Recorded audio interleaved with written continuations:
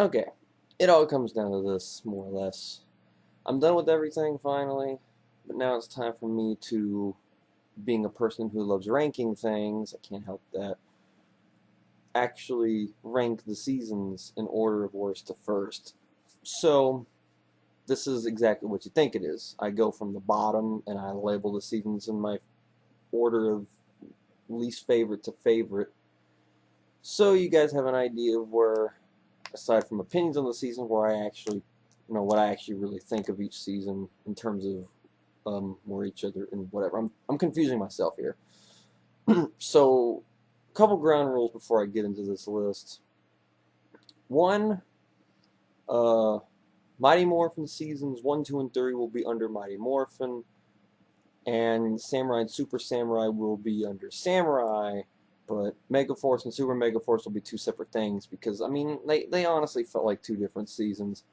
But if you want to know where I have the Megaforce series as, Megaforce and Super Megaforce together, well, then it's not going to be hard because I have them right next to each other anyway. So just take out a spot. Obviously, at the time of this recording, Dino Charge is only 10 episodes in, so there's no valid reason for me to put it anywhere on this list. So, whenever Dino Charge finishes up and I review it, I will squeeze it into this list somewhere. That is if I want to rearrange this list at any time, then I might remake it when Dino Charge finishes up. But that won't be until like November, December next year. So no concerns there. Two, my dinner's not settling too well with me. So if I kind of like stop talking for a little bit, it's because, when you eat something, you kind of got that disgusting feeling when you finish eating it. I kind of got that going on right now. So it's been bugging me. I tried to let it cool down before I came in here. So I should be alright. Should be. So that should just about cover everything. I will be explaining why I put the season where it is as I go. So, I wanted to put this up yesterday too, but I kind of didn't get enough sleep the night before, so I was kind of brain dead yesterday, because yesterday was the 22nd anniversary of Day at the Dumpster, the episode that started Mighty Morphin up. And I just thought, well, this would be a good day to put this video up, but I wasn't feeling all that hot yesterday. So, I'm doing it now because I don't know if this will go up tonight or tomorrow afternoon. We'll see how long it is when I get done with it.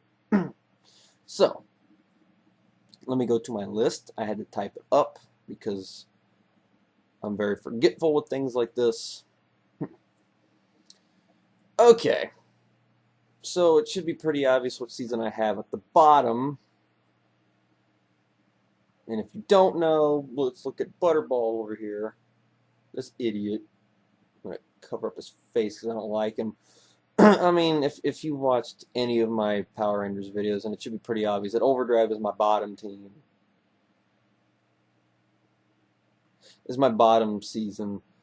For several reasons, and I really don't want to go over those again.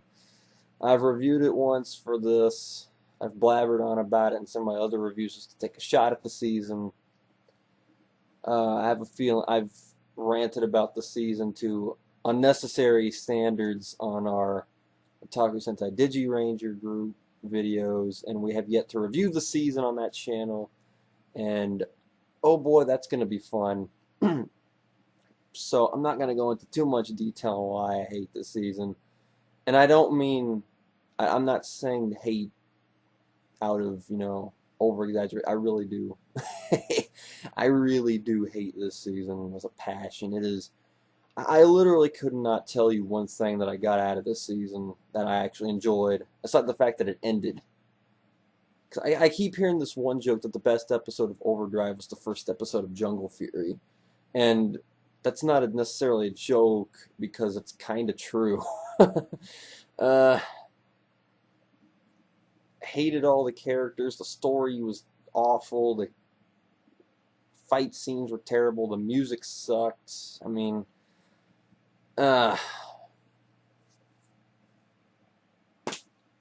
That's all there. That's all I can say. Uh, I've talked about the season enough. I want to jump on. So there are only 18 spots in here because of how I set everything up. 17 if you want to put the two Megaforces together. So Overdrive is number 18. 17 is Zeo. I know. I know a lot of people like Zeo. I get it. But it's for nostalgia reasons, okay? When you get down to it, Zeo is just pointless. I consider it Megaforce before Megaforce because people are like, oh, Megaforce has no plot, no character development, nothing happens in it. I'm like, true, but Robo Knight's character development arc was more than anything in Zeo. Like, I actually brought up this point to a friend of mine. If you took Zeo out of the timeline, what would it affect? Like, what would its absence do to change the timeline? And the only thing we could agree on is that maybe the opening to Turbo would have been different. Changing from the Mighty Morphin to the Turbo powers probably would have been different. They probably would have had to start off Turbo differently, or end Mighty Morphin differently to kind of link them together. Other than that, no, there's really nothing substantial would have changed in Turbo or in Space or anything after that. Nothing would have changed. It is pointless. It is boring as crap. Nothing exciting happens in it. And to make it worse, it doesn't even have a real last episode. It just kind of ends. It doesn't help either that the suits stink. I hate the Zeo suits a lot. Just, there's just something about it that bugs me. Especially with Yellow's fat chopstick visor thing. That was terrible. The return of Jason wasn't as exciting as it could have been because he wasn't nearly as awesome as he was in Mighty Morphin. Yeah, that's why I call it Power Rangers Zero. It is bad. So number 16 is Turbo, the season that a lot of people actually consider to be the worst Saban season in general, until Megaforce came along. But Turbo is still bad. Just because I have it ahead of Zeo doesn't necessarily mean I like it. No, Turbo is still bad. Silly villains. The changing hand, what do they call that episode? Passing the torch, whatever. Terribly done. So bad. The original group of Rangers, Tommy, Cat, all of them, were horrible when their time as Turbo Rangers. The movie stunk too, mind you. And things got a little bit better when the new cast came in, and we actually had some good story arcs here. We had the General Havoc arc, which was really exciting and probably one of the best moments of Turbo by far. And then we had the finale, Chasing the Space, which honestly is one of my top 5 finales of Power Rangers. So it had some good stuff at the end. One good story arc and the finale 2-parter. Other than that, though, it's just silly stupidness. But the reason why I put it ahead of Zeo is because it had 2 good story arcs, which is 2 more than what Zeo had. So yeah, I'm probably going to tick off a lot of people by having Turbo ahead of Zeo. I'm probably going to tick off a lot of people by having Megaforce above Zeo, but I'll get to that. Like right now, number 15, Megaforce. I think Megaforce has been beaten up enough the last 2 years, and for good reason. The Rangers are boring. The story is there's nothing happening. Stuff is forced on them, like here's a new weapon, here's a new Zord, here's a new Megazord, here's your Ultra Mode. Just shoehorn everything in without any build-up, no excitement, no nothing. It had a good ending. The last, 4 episodes weren't bad. The Robo Knight character development arc was awesome, and I actually like Robo Knight enough to possibly put him in my top 5 favorite Sixth Rangers list. I don't know yet. I will get to that video. But until then, just take that as me talking things. But other than that, I mean, the first episode was really cool because it was very reminiscent of Day of the Dumpster, which was a very nice way to start off the tribute season. But why do I have it above Turbo then? Because it's shorter. Turbo and Zero were stupidly long seasons. Megaforce is only 20 episodes. Well, 22 if you want to count the holiday episodes, but no one cares about those. So, I consider bad seasons with a shorter episode count applies. Call that a cheap way out of it, but that's just how it is. So, 15 is... No, that was 15. 14 is Super Megaforce. So, if you want to wonder where I have the two Megaforces put together, then just take out a slot in the list, and there you go. Because they're right next to each other. And a lot of my problems with Super Megaforce carry over from Megaforce. I just talked about this in my last video. Poor characters, poor story, poor villains, nothing happens. It had the whole Sentai Ranger suit fiasco.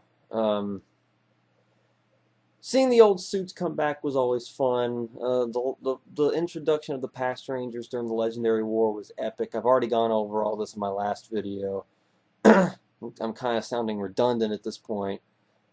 So, it's those things that make me put it over Megaforce, but that doesn't mean I think it's any better than Megaforce. A part of me actually thinks Megaforce is better than Super Megaforce, but Super was more fun to watch because of all of the past stuff coming in. So, you know, that nostalgia factor, even though I'm a person that's usually against nostalgia because it's kind of a blinding thing. But in this case, it's just cool to see a whole bunch of old suits and old Rangers, 2 of them, come back and all this stuff. So I can't help it this time.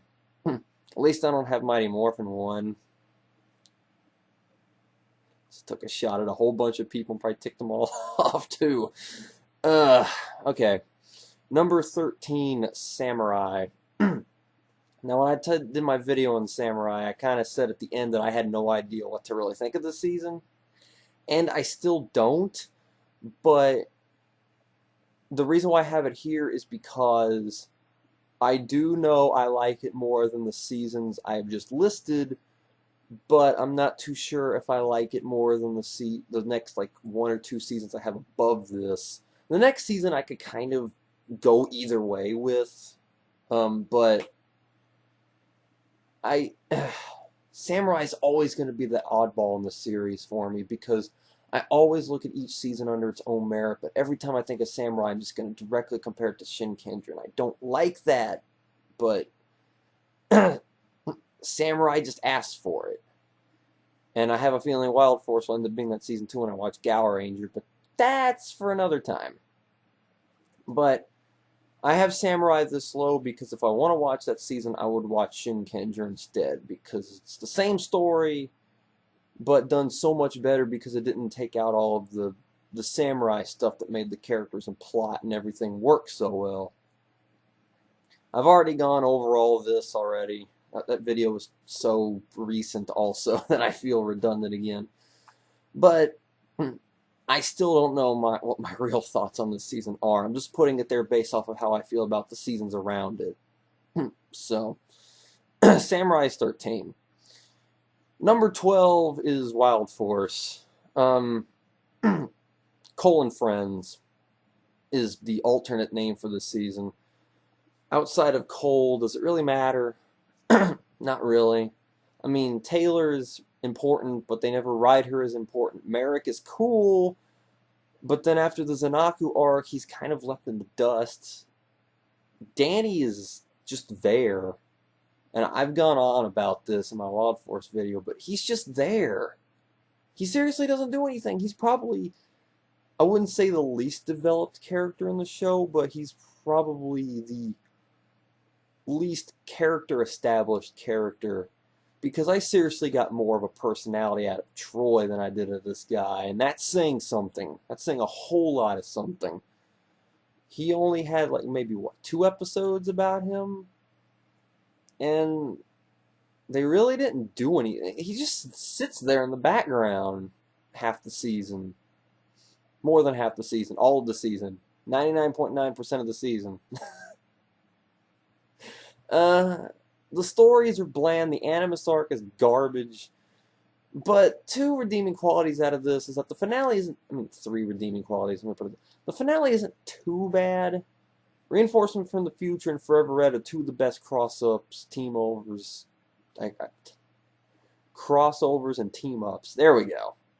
In the whole show. I think everybody agrees that Reinforcements from the Future is one of the best, if not the best, team-up episode in the series.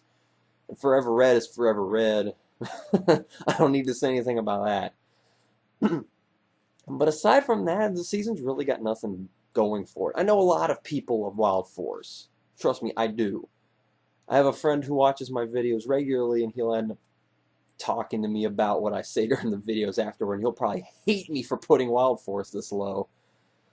But I'm one of those people that's kind of on the fence about it. It's usually a very polarized season. Either you really love it or you really hate it. I'm kind of on the fence about it. I mean, it doesn't have anything going for it, which isn't necessarily bad. It just, when you put stuff in it, it makes it a better season. Like, every season above this is going to have more details and excitement to it. At least I didn't put it below Megaforce. Take that as you wish. Oh boy. Number 11, Ninja Storm. Probably the bare bones season of the franchise. When you talk about a season that doesn't do anything good but doesn't do anything bad, this is the season. And that's why Ninja Storm is kind of that gray area. It's it's just there. It's minding its own business. It has some weird like audio hiccups where everything sounds echoed or something. The characters are alright. The villains are goofy, kind of. I mean, I like Lothor as a character, but as a villain, he's better than Divatox, though. That's not hard to do. Cam was great, but there really wasn't anything good about the season, but there really wasn't anything bad about the season. It's just there. I mean, there's nothing wrong with that. I mean, every show's going to have like a season or a comic's going to have a story arc that's just there. No one hates it, no one loves it. It's just there. I know of some people that like Ninja Storm. I know of some people that don't despise Ninja Storm. But I kind of consider it the gray borderline season. Every season that's below this I consider bad, and every season above this I consider good, because the next season on my list I wouldn't necessarily consider it good.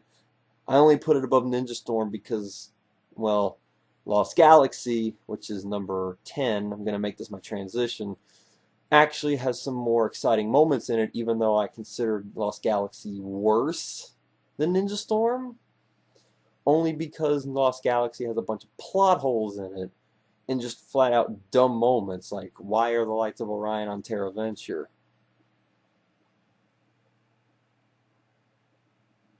How did the spaceship that the Space Rangers take to catch up to Terra Venture go that fast? How did Mike survive floating in the vacuum of space? I mean, I know the show is this show, and it has a lot of things that don't make any sense, but I mean, there still comes a point where you're like, really? Like in Space, that episode where Carlos was flying that kid into space. How? How? But I mean, it does have some exciting moments in it, though. The finale was really good. To the 10th Power is a great cross-up. I did it again. Crossover. Team up. I'll get it right one of these times, I promise. It had some really good fight scenes in it, but the story stunk. Just to be honest. I mean, from a quality standpoint, I guess Ninja Storm would be better. But to counteract that, Lost Galaxy had more exciting moments in it, I guess. So I guess you could go either way with this. But I get Lost Galaxy was a part of that 4-season stretch from In Space to Time Force that I was the most familiar with growing up. So I guess I have a little bit of a bias towards Lost Galaxy, even though I don't think it's that good anymore. So now well, Lost Galaxy was number 10, so now we're into the top 9. And number 9 is RPM. Everybody's beloved season RPM? Number 9? How dare you? I consider it the most overrated season in the whole series. I'll just flat out say it right now. It's not bad, okay? It's just not bad. It's just that I don't think it deserves the praise it gets. People consider it the best season ever, and I'm like, it's not even the best Disney season in my personal opinion.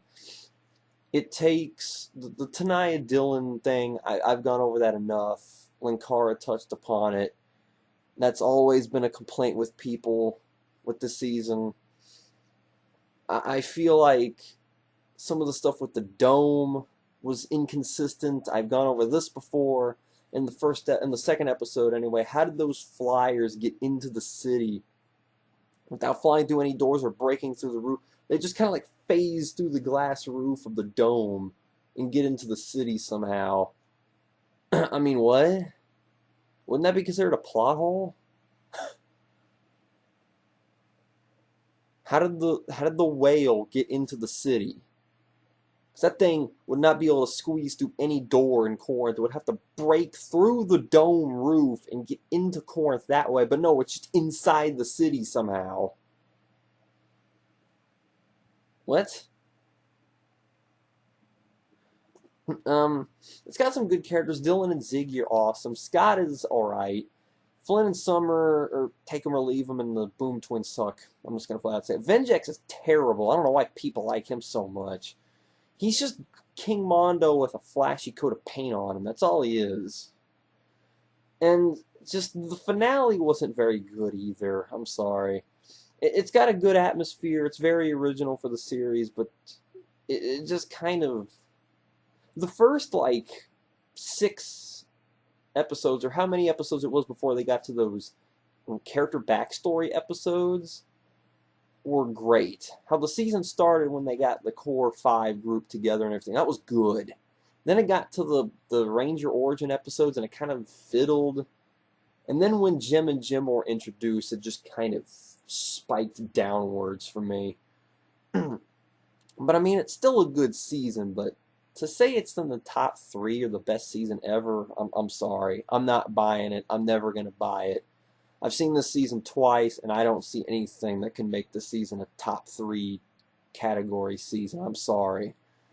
And to put it into perspective how much I don't think RPM is worthy of that title, number 8 is Mystic Force. Yes, I put Mystic Force above RPM. Deal with it. Even though I did rant a lot about Mystic Force when I reviewed it, there's something about this season that I like. I don't know what it is. It's obviously not Nick. He's one of the worst Reds ever, and I won't deny that. But Xander and Chip were good characters, very good characters. The villain stunk in this season, though. But there's just something about this season that makes it stand out, and it's probably because of the mysticism of this season. Every season, most seasons actually have a theme of technology. Mighty Morphin, Zeo, Turbo, Space, Lightspeed, Time Force, SPD, RPM. It's always technological based. You got like aura based, like dang, like Wild Force or Ninja Storm or Jungle Fury. But then you got, this is like the one season that's solely centered around magic. And I think just the uniqueness of that season made me like it some. Make me like it more than I probably should. I actually really like the finale, though. I won't lie. I like the finale, even though I'll admit it's got problems. There's just something about it that worked for me.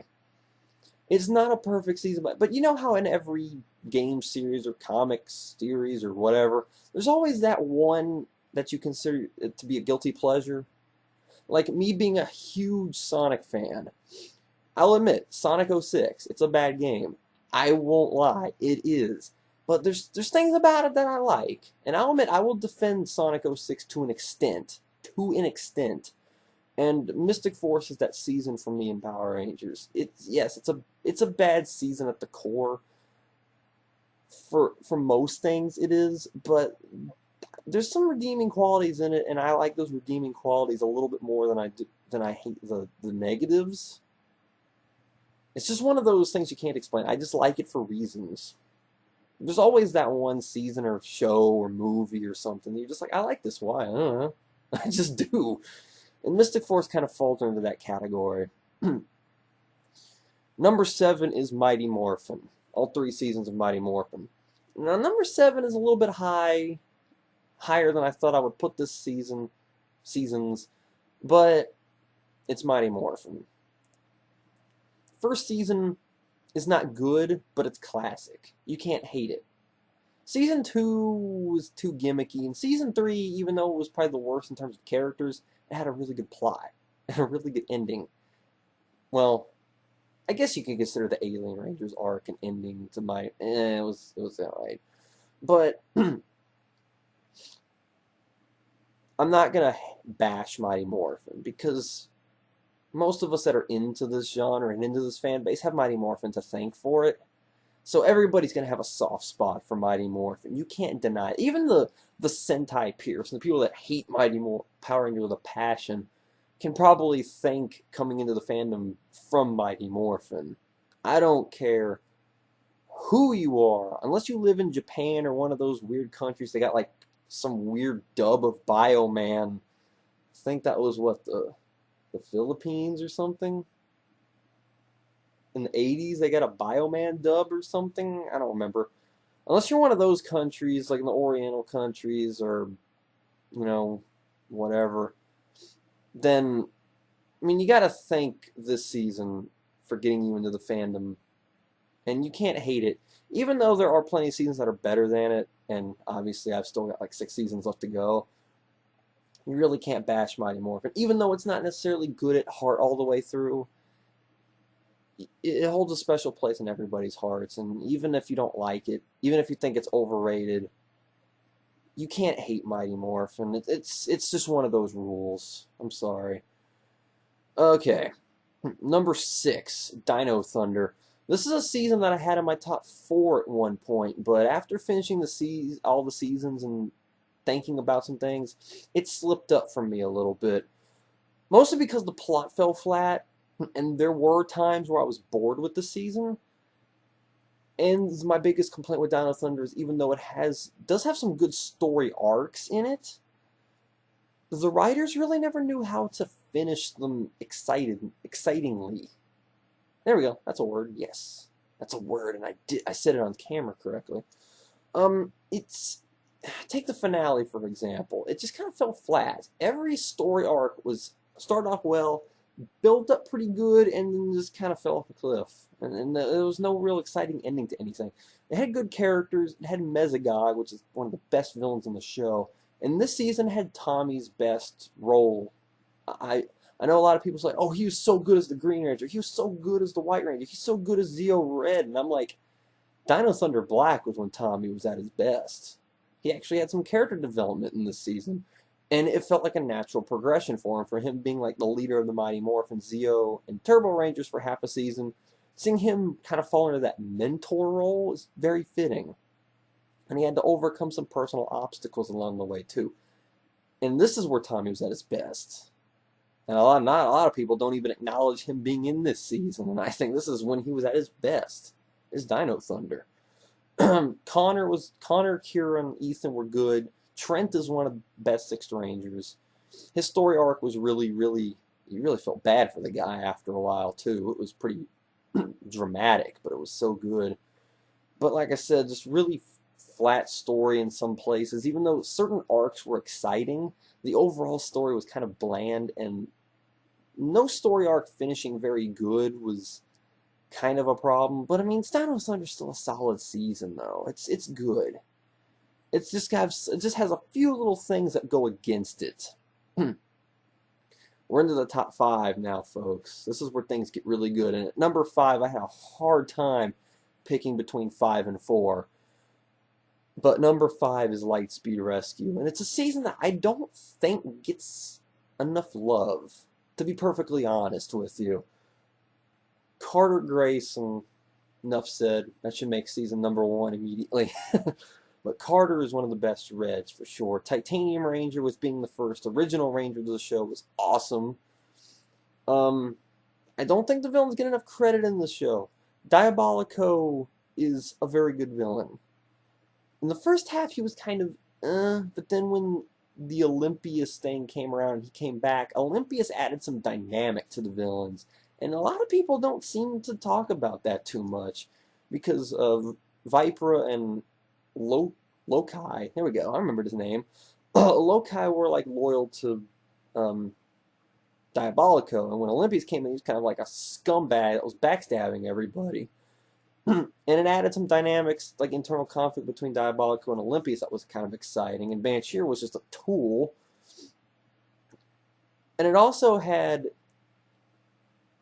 just some interesting ideas with how Titanium Ranger was handled with the lack of Go-Go 5 footage, with there being no Go Silver. I don't think that's what they would have called him. But with having him go after some kind of mystical way of handling the demons. And on top of that, Lightspeed Rescue is the one season that I would consider to be, what if Power Rangers were real? This is how it would be done. It would be done with military base, military funded.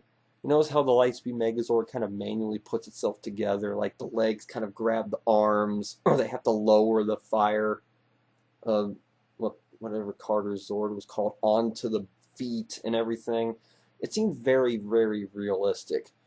And Fate of Lightspeed, the 3-part finale was it 3 parts? No, it was 2. It was a 2, whatever. It's one of the best finales in the show, easily one of the best finales in the show. Yeah, it has some soft spots in it, like Chad wasn't very developed, and the 2 girls were kind of underwhelming at times, but it's just a fun ride all the way through. I love Lightspeed. Number 4 is the season I kind of had trouble putting this with Lightspeed, and it's easily the most underrated season in the entire franchise, and that's Jungle Fury. I don't know why people don't talk about this season enough, or at all for that matter. Like I said at the beginning of my Jungle Fury review, I went into that season not knowing anything because no one talked about it, and I wondered why. When I got done with the season, I was like, why don't people talk about this season more? I love this season. And Levinson, if you're watching this, I'm backing you up on this. I'm not going to go as far as to say it's my favorite season, but I do understand why you love this season so much. But I'll go back and complain. My one complaint with this season is that the villains, I found them to be confusing and kind of unstable with who was in charge and what was wrong with Jared versus Daishi inside. I kind of wanted to see some kind of internal struggle, like with what happened with Mercer and Mesogog and Dino Thunder. I feel like that would have really, really helped, because it seemed like who was in charge? Is it Jared? Is it Daishi? Well, they hinted Jared with this flashback scene with him as a kid, but it seems like he's talking directly to Daishi here, which doesn't make any sense, you know?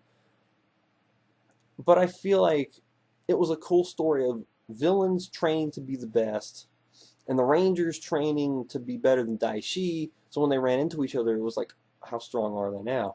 Casey and Theo are so underrated in their respective colors. RJ is one of the best mentors ever. And it had a really good finale, a good story, good development all across the board. Why is this season not talked about more? People talk about this season, please. Jungle Fury is so good. Such an underrated season. And it needs more love. Now, the top 3. And these seasons, I feel like, are on a pedestal of their own. Lightspeed and Jungle Fury are great seasons, and I love them. But I think these next 3 seasons are just on a pedestal of their own. They're just out there. And number 3 is SPD by far the best Disney era season. Jack is one of the best Reds. Sky is my personal favorite Blue Ranger. Bridge is awesome. Z and Sid are really good characters as well. Grum is an underrated villain for how he tactically beat the Rangers. He never actually beat them head on in a fight or won a battle against them, but he got what he wanted to accomplish done and summoned them. I forgot his name already. The eyeball thing. And Doggy. I don't think I need to think about Shadow Ranger. He's just so awesome.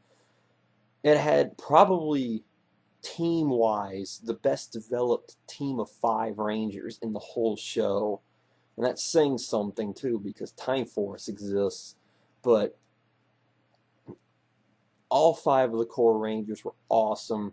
Had a good plot. A great ending. Just dramatics all over the place. It had tense moments. It had emotional moments. It had Doggy Kruger in it.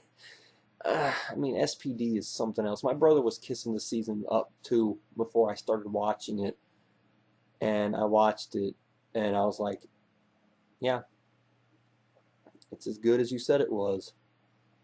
It's just amazing all the way through. I don't know many complaints I have with SPD, other than the fact that I think the final episode of the season could have been. I feel like they needed to add one more episode to the ending to really make the finale more fancy, because I felt like the second episode was a bit rushed in a sense. But that, and I feel like they could have done something to foreshadow the A-Squad turning bad thing a little bit earlier, kind of hint at something, have them maybe come back midway through the season, have them like injured or something, and then there's kind of like some hints of them not quite being there, and then when they get healthy they kind of go after Doggy and everything like that. I felt like that would have really tied things together if they'd done that, because I felt like they came back and they immediately betrayed him too quickly. But that doesn't take away from how good that moment was, where B Squad just beat the tar out of him. But other than that, SPD is excellent. So good. It's such a good season. Number 2 is Time Force. What do I need to say about Time Force? Really, what do I need to say about Time Force? One of the best finales in the show. One of the best Reds. The best female Ranger in the whole show. The best 6th Ranger in the whole show. Yes, Quantum Ranger's the best 6th. I'll flat out say it now. Even though I'm making a video about that later, I'm just going to say it. Great villains with Rancic, and Frax was some kind of demented robot. And the thing with Nadira trying to help him at the end, and there was just so much going on here. Wes's dad was probably the best side character in the whole series. There's just so many good things to say about Time Force.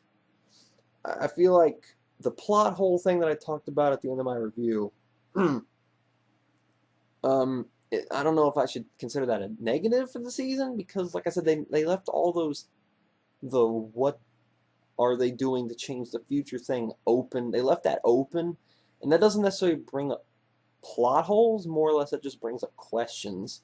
Questions aren't necessarily bad, as long as you don't answer those questions with something that kind of contradicts what you've established or whatever, then you have a plot hole. But other than that, Time Force is A+ all the way through. And then number 1, I said this about Overdrive. If you've seen any of my videos and watched any of my Power Rangers stuff, then you know exactly what number 1 is.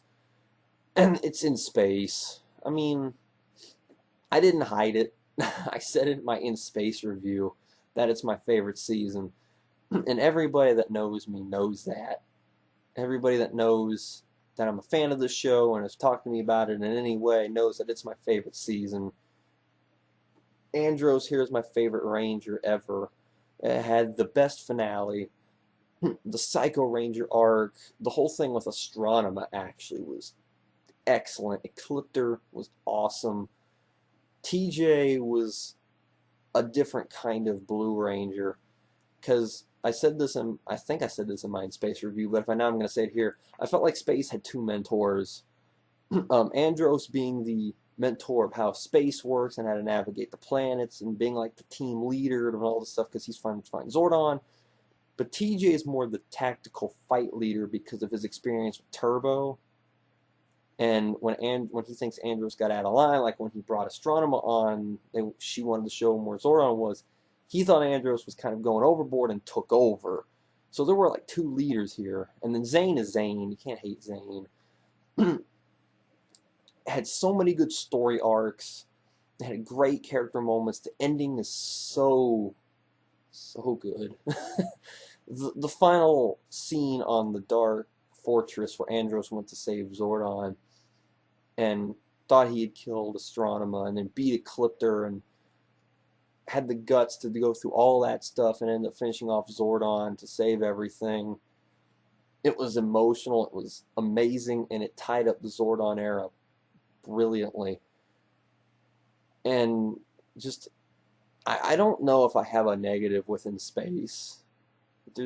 I could watch In Space over and over and over again and never get sick of it. It's just that I loved it when it aired back on Fox Kids, and going through my watch through of Power Rangers again, it's just as good, if not better, because, you know, when you get older you understand more complex characters and story and why certain scenes and everything work better, and I think that made In Space better as time went along because of it.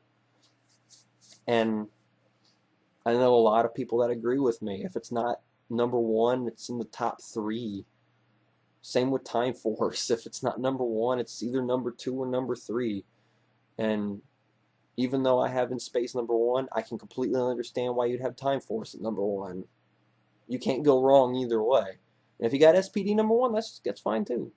But if you got RPM number 1, that's not okay. That's not okay. There's going to be a lot of people that have RPM at number 1. I've talked to a lot of people that have RPM at number 1, but I'm sorry, I don't. No. So that's basically my list. Yeah, it's been an interesting 22 years, hasn't it? Now that 22 years since Mighty Morphin started was yesterday, or Friday, depending on whenever I upload this video. And with how Dino Charge is going right now, I have a feeling about 80% of this list is going to drop a spot, because if Dino Thunder keeps up with what it's doing right now, it's going to be in the top 5. I have a feeling it will be. But we're only 10 episodes in out of 40. We're only a fourth of the way through Dino Charge, and we'll find out.